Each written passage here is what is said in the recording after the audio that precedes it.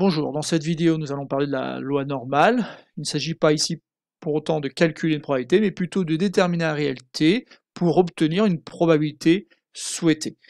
Donc l'énoncé ici, c'est x suit une loi normale de paramètres 13 et 5 au carré. Et premièrement, par exemple, on va déterminer la probabilité pour que la probabilité que x soit inférieur ou égal à t soit égale à 0,42.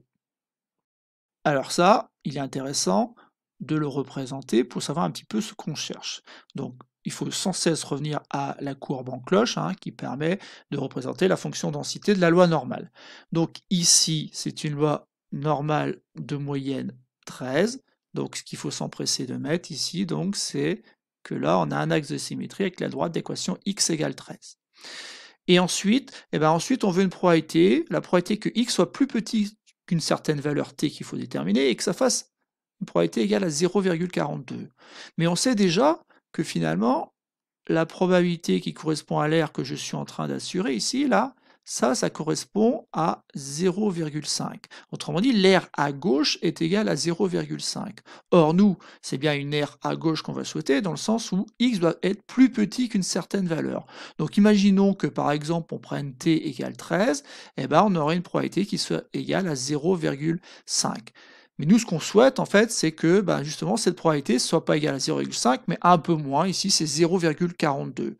Donc, ce qu'il faut comprendre, c'est que nécessairement, notre valeur t est un peu plus petite que 13. Donc, elle est un peu plus petite que 13. Alors, je peux simplement imaginer qu'elle est à peu près par ici. Bien sûr, je ne connais pas encore sa valeur.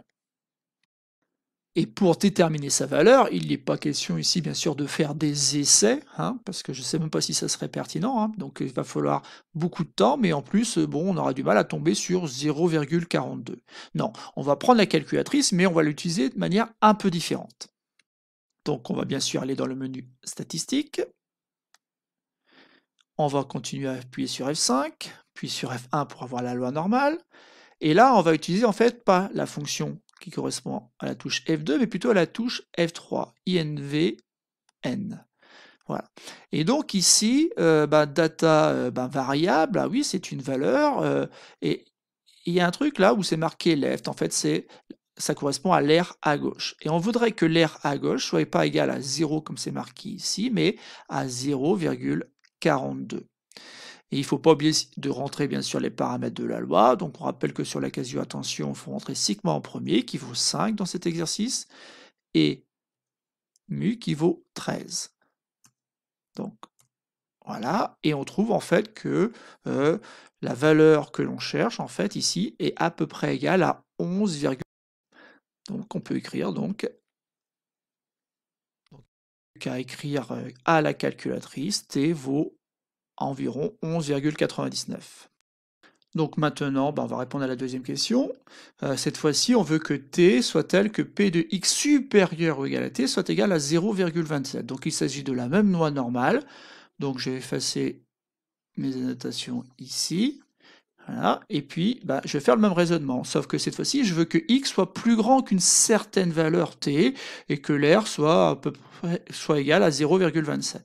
Donc, ce qu'il faut comprendre ici, c'est que tout simplement,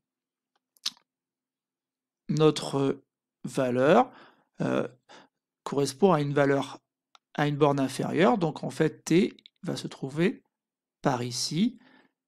Et ainsi, la probabilité que x soit supérieur ou égal à cette valeur, ça correspond à une aire à droite. Une aire à droite que, on l'espère, sera égale à 0,27. Du moins, la calculatrice va nous aider pour trouver justement ce réel t. Donc, je reprends la calculatrice. Je n'ai pas beaucoup de modifications, à part le 0,42 qui va devenir 0,27. Et surtout, une modification à faire qui est très importante, c'est que ici, maintenant, je ne vais pas chercher une aire à gauche, mais plutôt une aire à droite. Alors, pour changer, en fait, ici, c'est tout simple. Vous avez juste à appuyer sur F2. Voilà. Et bien sûr, l'aire, ça correspond maintenant à une aire à droite. Juste petite remarque, sur certaines casions, on peut aussi calculer une aire qui serait centrée. Mais pour ce exercice, on n'en a pas besoin. Voilà, et maintenant, hop, j'appuie, j'obtiens que t vaut environ 16,064.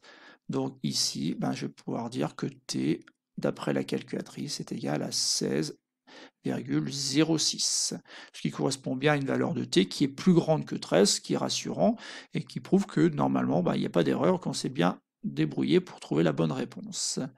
Donc voilà, c'est tout pour cette vidéo. Donc la seule chose à retenir ici, c'est que lorsque vous avez cette question-là où il faut déterminer un réel t, pensez bien à savoir si c'est une aire à gauche ou une aire à droite qu'il faut déterminer. Et après, il suffit simplement de prendre la calculatrice et d'utiliser la fonction INVN sur la calculatrice Casio.